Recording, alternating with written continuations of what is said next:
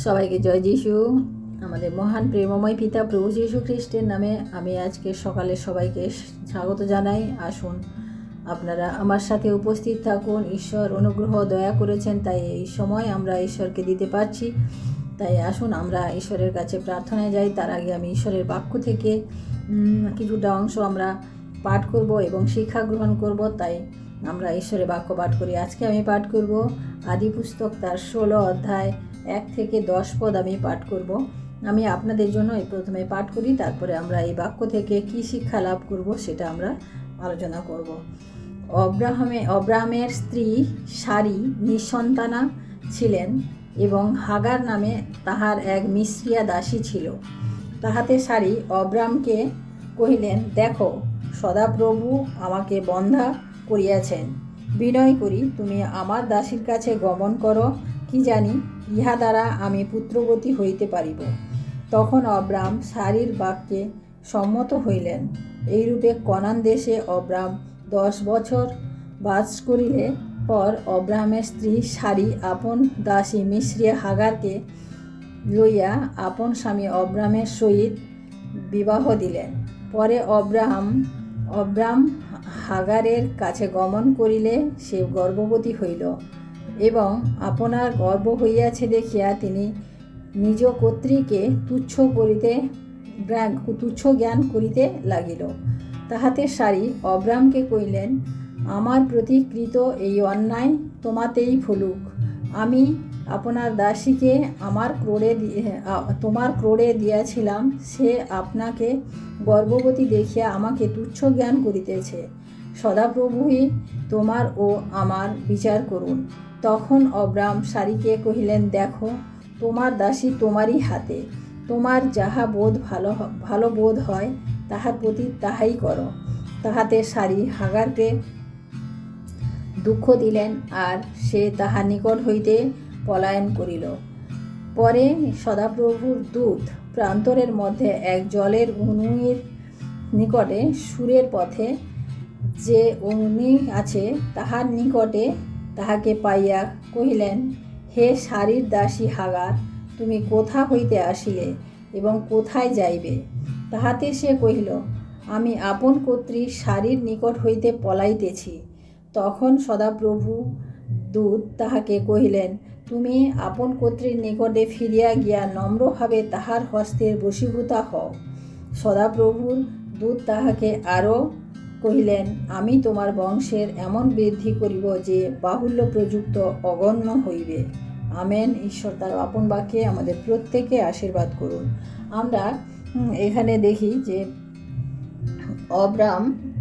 অব্রাম এবং সারি তারা নিঃসন্তান ছিলেন এবং তাদের একটা দাসী ছিল, মানে সারির একজন দাসী ছিল, সে মিশ্রিয়া ছিল।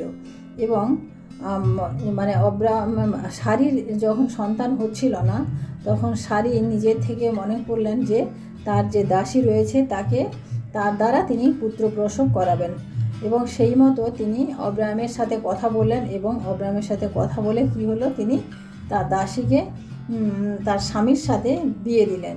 এবং যখন তার স্বামীর সাথে বিয়ে হলো, তখন সেই দাসী যখন গর্ভবতী হলো, তখন তিনি তার কর্ত্রীকে অর্থাৎ সারিকে তিনি তুচ্ছ জ্ঞান করতে লাগলেন।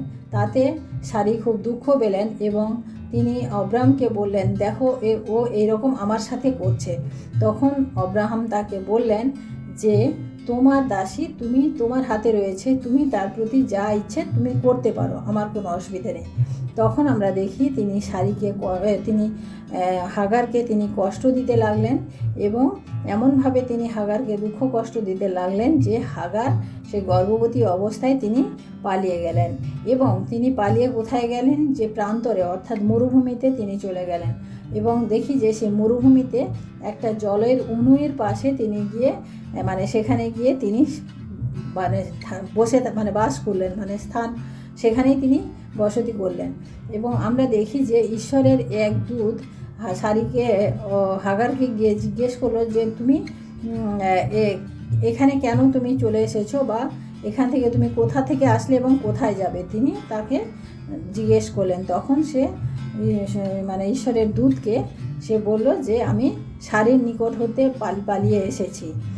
তখন দূত তাকে বললেন যে তুমি ফিরে যাও, ফিরে গিয়ে তোমার পুত্রীর কাছে তুমি নম্রভাবে থাকো, তার বশীভূতা হয়ে থাকো। অর্থাৎ আমরা এখানে এটাই হচ্ছে ঘটনা আমরা দেখলাম। এখান থেকে আমরা যা শিক্ষা পেলাম যে যখন অব্রাহামের সারির যে দাসী যখন সারির কাছে ছিল, তখন আমরা দেখি যে এই ঘটনা পড়ে আমরা বুঝতে পারি যে খুব ক্লোজ ছিল, খুব আনন্দের সহিত ছিল বা খুব নিকটের ছিল। এবং তার জন্য অব্রাহাম সারি তাকে তার স্বামীর সাথে বিয়ে দিতে তিনি সম্মত হয়েছিলেন। তাদের মধ্যে একটা ভালো রিলেশন ছিল, ভালো বন্ডিং ছিল, তার জন্য সেটা করতে তিনি আর সেই সময় আমরা দেখি যে যদি কারো সন্তান না হতো তাহলে তারা দাসীকে দিয়ে স্বামীর সাথে দাসীকে সম্পর্ক করিয়ে সেই সন্তানকে নিয়ে তারা সেই সন্তানের মা বা বাবা হতেন। আমরা দেখি যে সেই সময়ও এরকম হতো। আমরা যখন এখন যেটা দেখি এখন ওই যে সারোগী মাদার বলে না, আমরা সেই রকম এটা এখন তখন থেকেই এই ব্যাপারটা আমরা দেখে আসছি। যাই হোক, সেটা দেখি যে সারি যখন তার তার দাসীকে বিয়ে দিলেন তখন অব্রাহামের সাথে, এবং অব্রাহাম যখন তার পরিচয় নিলেন তখন কি হলো, তিনি যখন গর্ভবতী হলেন তখনই কি হলো যে সে তার কর্ত্রীর উপরে তিনি তুচ্ছ জ্ঞান করতে লাগলেন। অর্থাৎ তার দাসীর থেকে যখন তাকে প্রমোশন করা হলো, তাকে যখন তার অব্রাহামের স্ত্রীর মর্যাদা দেওয়া হলো, সেখানে কি হলো, তার মধ্যে একটা অহংকার চলে আসলো। এবং সেই অহংকারের জন্য আমরা দেখি যে তার পরিণতি পরে কি হয়েছিল আমরা সেটা দেখি। অর্থাৎ আমরা এখান থেকে একটা শিক্ষা লাভ করতে পারি। প্রথমত যে আমাদের জীবনে যখন আমাদের কোনো প্রমোশন হয়, আমরা যেই পরিস্থিতিতে ছিলাম সেই পরিস্থিতি থেকে যখন আমরা একটু ভালো পরিস্থিতিতে চলে আসি, তখন আমাদের যে উন্নতিটা হয় সেই সময় আমাদের অহংকার করা উচিত নয়। আমাদেরকে নম্রভাবে হাম্বল হতে হবে, আমাদেরকে আরও নম্র হতে হবে। কিন্তু হাগার সেটা করেনি। হাগার কি করেছিল যে তার সেই রকম পরিস্থিতির থেকে কারণ আমরা দেখি যে 10 বছর তারা একসাথে ছিলেন, 10 বছর কাল আমরা দেখি যে তারা একসাথে ছিলেন। 10 বছর তার কর্ত্রীর কোনো কমপ্লেন ছিল না, কোনো কিছু ছিল না। অর্থাৎ আমরা যখন কোনো কিছু শুরু করি, আমরা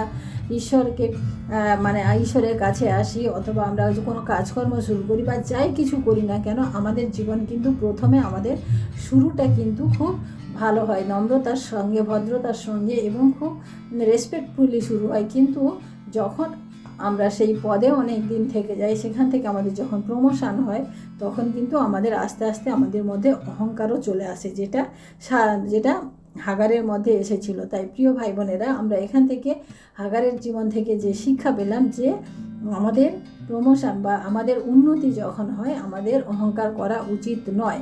আমাদের এটা হচ্ছে শিক্ষা। আমরা সবসময় পজিটিভ শিক্ষা নেব তা নয়, নেগেটিভ শিক্ষাও আমাদের নিতে হবে। যে হাগারের জীবন থেকে আমরা এই শিক্ষা পেলাম। আমরা দ্বিতীয়ত দেখি যে আমরা ঈশ্বর কিন্তু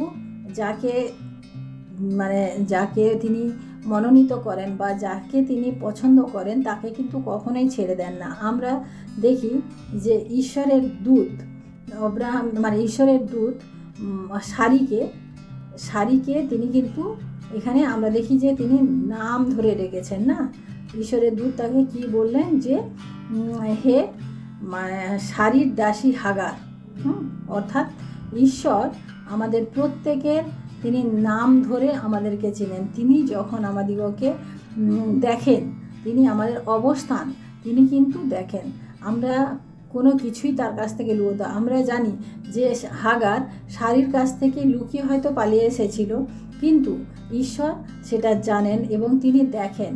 কারণ সেখানে তাকে রাখা হয়েছিল একটা বিশেষ ঈশ্বরের উদ্দেশ্য ছিল যে সেখানে সে সেখান থেকে পালিয়ে এসেছিল, এবং সেটা ঈশ্বর দেখেন। এবং ঈশ্বর গিয়ে দেখলেন কোথায়, যে তাকে একটা জলের পাশে, অর্থাৎ মরুভূমিতে জল কোথাও পাওয়া যায় না, কিন্তু ঈশ্বর যাকে মনোনীত করেন তাকে তিনি রক্ষা করেন। কারণ তিনি জানতেন যে হাগারের এই সময় জলের প্রয়োজন আছে, কারণ তাকে বেঁচে থাকতে হলে তার সেই গর্ভবতী অবস্থায় বেঁচে থাকতে হলে তাকে জলের প্রয়োজন আছে, তাই হাগারকে নিয়ে তিনি সেই স্থানে তাকে মানে রাখলেন। ঈশ্বর আমাদের নির্ধারণ করেন, স্থান নির্ধারণ করেন। এটা আমরা শিখলাম যে তিনি আমাদেরকে নির্দিষ্ট স্থানে যেখানে আমরা এখন যেখানে যেভাবে রয়েছি সেটা কিন্তু আমরা ঈশ্বরের অনুগ্রহে রয়েছি এবং ঈশ্বরের একটা ইচ্ছা থাকে, তাই আমরা রয়েছি। এবং তিনি আমাদের কি জানেন, আমরা আরও কি দেখলাম যে ঈশ্বর আমাদের নাম জানেন, প্রত্যেকের নাম ধরে ডাকেন। এখানে আমরা 8 পদে যখন দেখি, হে শারীর দাসী হাগার তুমি কোথা হইতে আসলে, তিনি বলতে পারতেন হে শারীর দাসী বলতে পারতেন, কিন্তু স্বর্গদূত তাকে কি বললেন যে হে শারীর দাসী হাগার, অর্থাৎ সে দাসী হলেও ঈশ্বর কিন্তু তার নাম জানেন এবং তার নাম ধরে তিনি ডাকেন। অর্থাৎ প্রিয় ভাই বোনেরা, ঈশ্বর আমাদের নাম ধরে ডাকেন এবং আমাদেরকে এই যে শারীর মানে হাগারের জীবনে এই যে একটা পরিস্থিতি, এই যে একটা কঠিন পরিস্থিতি, এখানে কি হচ্ছে যে তার এই জীবনটাকে একটা প্রমোশন, মানে এইখান থেকে আমাদের কী শিক্ষা হয় যে আমাদের জীবনে যখন প্রমোশন হয়, যখন উন্নত হয়, তখন কিন্তু আমাদেরকে নানান পরীক্ষার মধ্য দিয়ে আমাদিগকে যেতে হয়। আমরা যদি যোসেফের জীবনকে দেখি, যোসেফের জীবনে কি হলো, তার ভাইয়েরা তাকে প্রথমে কুয়োর মধ্যে ফেললো, তারপরে বিক্রি করে দিল, তারপরে সে পটিফারের গৃহে গেল, সেখান থেকে তাকে বন্দি হতে হলো। তারপরে ঈশ্বর, কারণ এই যে সময়টা, এই যে মুহূর্তটা, এই মুহূর্তগুলির মধ্য দিয়ে যোসেফকে ঈশ্বর পরিপক্ক করলেন, ভালোভাবে তৈরি করলেন, যাতে তাকে একটা ভালো পজিশানে, ভালো পদে তিনি দিতে পারেন। তাই প্রিয় ভাই বোনেরা, আমাদের জীবনে যখন সংকট আসে, যখন কিছু আসে, আমাদেরও সেটা মনে রাখতে হবে যে এরপরে আমাদের একটা ভালো সময় আসতেছে। তাই আমরা এখান থেকে এই শিক্ষা আমরা পেলাম যে আমরা যখন কোনো আমাদের পরিবর্তন, মানে আমাদের ভালো মানে পরিবর্তন, যখন আমরা স্থান পরিবর্তন করি না, এক অবস্থা থেকে যখন আরেক অবস্থায় যাই, আমাদের সেখানে কি আমাদের কি বলে আমাদের গর্ব হওয়া উচিত নয়, অহংকার হওয়া উচিত নয়। কারণ অহংকার আমাদের জীবনের পতনের মূল কারণ। সেখানে যেটা হয়েছিল হাগারের জীবনে, এটা অহংকারের জন্য তার জীবনে পতন। ও কিন্তু সেখানে থেকে সুন্দরভাবে শারীর সাথে থেকে তার সন্তানের জন্ম দিয়ে সে কিন্তু সুন্দরভাবে জীবনযাপন করতে পারত, কিন্তু তার এই পরিস্থিতির জন্য সে নিজে দায়ী, কারণ তার অহংকার তাকে এই পরিস্থিতিতে নিয়ে এসেছে। এবং আমরা দেখি যে ঈশ্বর আমাদিগকে, আমরা যেখানেই থাকি না কেন, তিনি আমাদের জন্য সব কিছু প্রোভাইড করেন না। তিনি আমাদের, যেরকম হাগারের প্রয়োজন ছিল জল, হ্যাঁ, সেখানে জল মরুভূমিতে পাওয়া যায় না, তাই বিশেষ করে তাকে জলের ধারে তিনি, কারণ হাগার এদিক ওদিক চলে যেতে পারত, কিন্তু ঈশ্বর তাকে সেই স্থানে নিয়ে গেছেন। তাই প্রিয় ভাই বোনেরা, আমরা যেখানেই লুকাই না কেন, যেখানেই যা করি না কেন, ঈশ্বর কিন্তু আমাদেরকে দেখেন এবং তিনি কিন্তু আমাদের ছাড়েন না, কারণ তিনি আমাদের নাম জানেন, তিনি আমাদেরকে জানেন এবং তিনি আমাদেরকে যেভাবে যেখানে রেখেছেন তার একটা পরিকল্পনা থাকে, তার একটা উদ্দেশ্য থাকে। তাই প্রিয় ভাই বোনেরা, আজকে আমরা এই হাগারের লাইফ থেকে, হাগারের জীবন থেকে আমরা যা শিখলাম যে আমাদের অহংকার আমাদেরকে পতনের মূল কারণ। আমাদের অহংকার করা চলবে না, আমাদের সব সময় নম্র হতে হবে, মানে হামেল হতে হবে। তাই আসুন আমরা আজকে ঈশ্বরকে ধন্যবাদ দিই যে আমরা এই তার জীবন থেকে, হাগারের জীবন থেকে আমরা কিছু শিক্ষা লাভ করলাম। বাইবেলে যত নাম রয়েছে প্রত্যেকের জীবন থেকে কিছু না কিছু শিক্ষার জন্য আছে, তাই প্রত্যেকের নাম এখানে রয়েছে, যাদের রয়েছে প্রত্যেকের জীবন দ্বারা আমরা কিছু শিক্ষা লাভ করতে পারি। তাই আসুন আমরা আজকে প্রার্থনা করি, ঈশ্বরকে ধন্যবাদ দিই। Hallelujah, hallelujah, hallelujah. মহান প্রেমময় পিতা, তোমার মহান নামের ধন্যবাদ প্রশংসা করি প্রভু।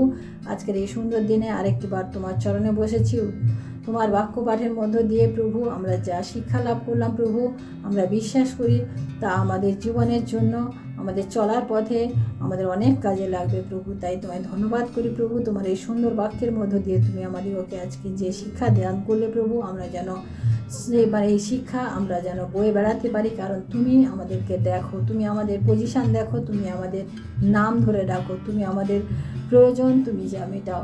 আমরা জানি প্রভু তুমি আমাদেরকে কখনোই আমাদের হাত ছেড়ে দাও না, কারণ তুমি যাদেরকে মনোনীত করো, যাদেরকে তুমি তোমার সন্তান হিসেবে মনোনীত করেছো, তাদের কাউকে তুমি ছেড়ে দাও না প্রভু। তাই তুমি আমাদের প্রত্যেককে তুমি এক এক করে তুমি প্রত্যেককে তুমি চেনো এবং প্রত্যেকের পরিস্থিতি, প্রত্যেকের পজিশান, সমস্ত কিছু তুমি লক্ষ্য করো। সমস্ত মহিমা, গৌরব, প্রশংসা প্রভু তোমাকে দিয়ে আজকে দিনের ভার তোমার হস্তে রাখি প্রভু। তুমি আমাদের জীবনে কাজ করো, আশীর্বাদ করো এবং প্রত্যেকের সাথে তুমি থাকো। আমরা যেন প্রভু এইভাবে প্রতিনিয়ত তোমার নামকে উচ্চীকৃত করি, গৌরবান্বিত করি, তোমাকে ধন্যবাদ দিই। প্রতি মুহূর্তে যেন আমরা ধন্যবাদ দিতে ভুলে না যাই প্রভু। তুমি আমাদের সাহায্য করো। সমস্ত মহিমা, গৌরব, প্রশংসা তোমাকে দিয়ে আজকে দিনের ভার তোমার হস্তে রাখি প্রভু। সারাদিনের সুরক্ষার ভার তোমার হস্তে রাখি। তুমি আমাদের সুরক্ষা করো, আশীর্বাদ করো। এই বিনতি প্রার্থনা চাই আমাদের মুক্তিদাতা ত্রাণকর্তা প্রভু যীশু খ্রিস্ট তোমারই নামে, আমেন। সবাইকে জয় যীশু। সবাই ভালো থাকবেন, সুস্থ থাকবেন। আজকের দিনটি সবার শুভ হোক। জয় যীশু।